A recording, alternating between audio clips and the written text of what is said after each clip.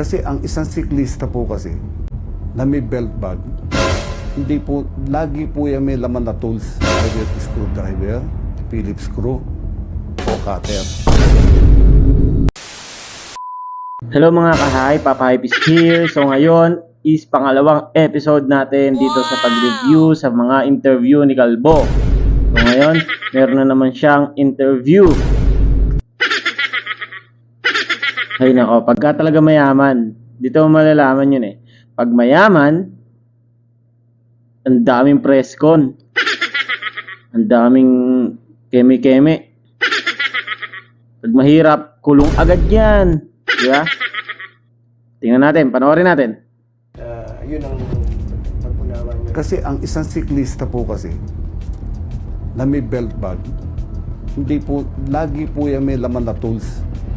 Either screwdriver, Phillips screw, o cutter. Siyempre, ako bilang matagal akong pulis, operativo, investigador din. Yung tingin ko sa mata niya na gusto niya akong sunggaban, pagkatapos ko batuan, yung kamay niya po, pahawak na po doon sa zipper ng belt bag niya. Kaya hindi po ako magdadalawang isip na marilin siya kung sinunggaban niya po ako. May nakita kayo sa video na huhugot siya. Hindi, pumorma lang siya ng ganun. Diba? Ano bubunot niya? Yung video, hindi. Mukha lang siyang pabunot, pero hindi. Ang daming dinadahilan ni Kalbo. Diba? Binatukan mo eh. Binatukan mo. Kahit ako man, kahit sino man na lalaki, pag binatukan ka, papalag ka, syempre. Diba? Hindi naman porket pag binatukan ka, hindi ka papalag. Alas ugali ng Pilipino yan. Alam niya din yan. Kaya niya nilabas yung barel, di ba? Gusto niyang abuso. Kasi maliit na tao lang eh, di ba? Lakas yung loob niya kasi may baril siya. Siya na nga yung may kasalanan, siya pa yung may ganang magalit. Siya pa yung may ganang manakit. Porkit nabangga yung kotse niya ng bike, di ba? Pakinggan nyo. Bulol-bulol na siya para lang madepensahan niya yung sarili niya. Ano-ano na yung sinasabi niya. Pakinggan ulit natin. Kung ano makahinatnan, hindi ko na po masasabi. Sa cycling community, ano gusto mo sabihin? Sa cycling community po, gusto ko lang po sanang ipabot na hindi po kung binigyan kayo ng bike lane ay pag-aari na ninyo yan. Dahil kung kayo po mismo, pag-stop, dumidiretso kayo, obserbahan niyo po. Di ho ba? Pagka nagkaroon, nagtumpok-tumpok yung bisikleta sa bike lane, lumalabas po sila eh.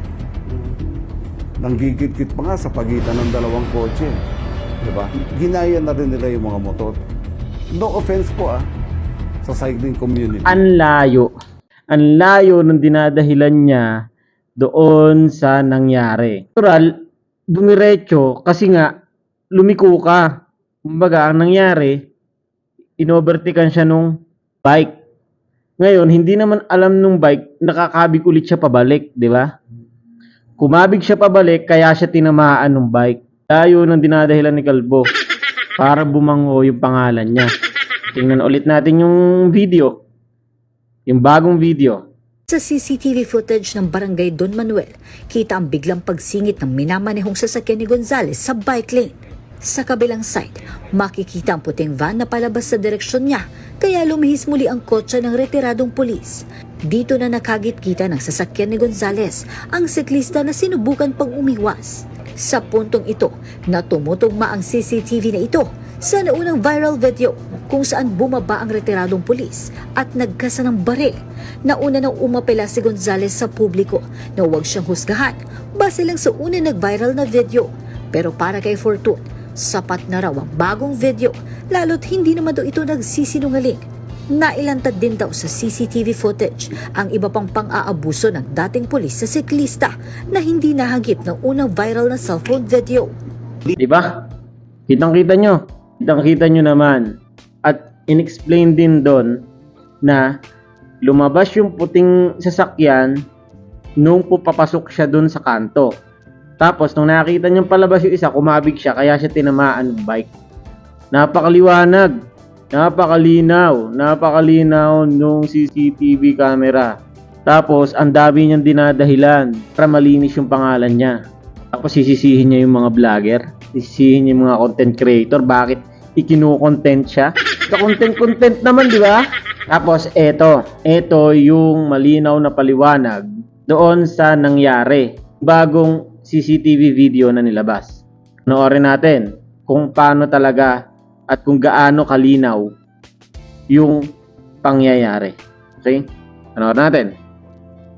Sa panibagong video which is clearly a CCTV footage from the barangay noong lugar ng pinangyarihan ay merong dagdag na ginawa itong si Mr. Gonzales. Aside from yung bintukan, aside from yung kinasahan ng barel, makikita din po na sinuntok niya with his left fist yung right shoulder nitong siklista, and then makikita din yung act niya ng pagkaladkad ng bisikleta nitong siklista papunta doon sa gutter. O, di ba? Kita nyo. Bukod doon sa pagbatok niya, sinampas niya pa sa balikat. O, pagkaka-explain pa nga doon, sinuntok di ba? Pero, hinampas niya sa balikat. Tapos, hindi pa siya nasiyahan, kinaladkad niya pa yung bike. Di ba? Pero hindi papalag. Anong papalag? May hawak siyang baril. Di ba? Hawak siyang baril. Paano papalag yung rider? Naalala niyo yung pulis. Yung pulis na yung chill-chill lang. Nag-resign. Nagisa. Panoorin natin. Matatanda ang sumalang sa press conference sa Quezon City Police District nitong linggo ang nag-viral na retiradong pulis.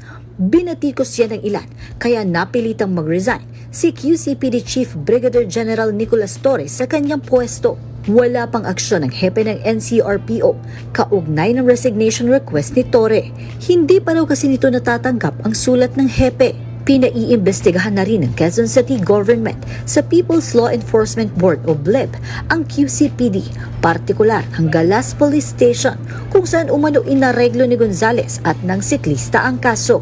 O, di ba? Kahit tayo man, yung unang nakapanood ng video na yon, nung press con, nung unang press con, halatang halata yung pulis na yon na chill-chill lang. Di ba? Pabiro-biro na alam na ang laki nung lamang nung retiradong pulis ni Calvo. Di ba? Chill-chill lang, tatawa-tawa lang. Halatang halata na naareglo. Di ba? Areglo lang. So ngayon, nag-isa. Kasi hindi nila alam na lalaki ng ganyan yung issue. Tapos pino-point out nila yung mga vlogger, yung mga content creator na nagpapalaki ng issue. Kasi nga, kapansin-pansin naman talaga, di ba? Content naman talaga. Dahil diyan makikita ang advantage ng mayaman sa mahirap. Ang pang-aapi ng mayayaman sa mabababa, di ba? Kayo, ano sa tingin nyo? Kayo namang wisga. Ingat. Okay, let's go.